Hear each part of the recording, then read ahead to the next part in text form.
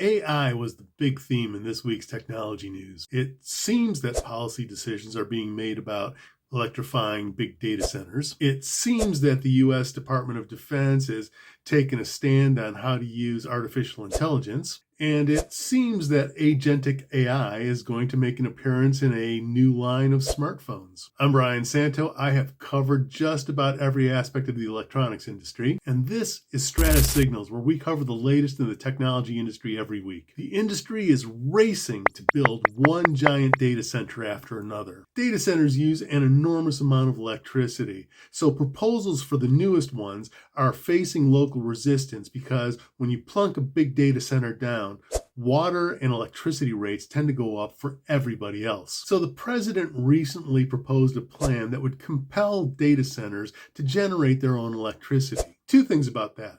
The first one is that data centers are already installing their own generators because the grid can't keep up. The other thing is that there's a growing problem with data centers creating their own energy and producing a lot of air pollution and noise pollution. The White House plan says nothing about that, nor does it say anything about water rates. So we're not really sure what the purpose of that proposal was in the first place. Meanwhile, Congress already has several proposals on the subject, none of which seem to be going anywhere. Next up, the DoD was using Anthropic's AI tools, but Anthropic insisted that they not be used for surveillance of Americans or for use in completely autonomous robots. The DoD disagreed, and the president banned any federal agency from doing any business with Anthropic. The Pentagon then signed a deal to use OpenAI's AI tools, supposedly agreeing that they would not be used for surveillance of Americans or in the use of unsupervised killer robots. Somebody is not telling us something important.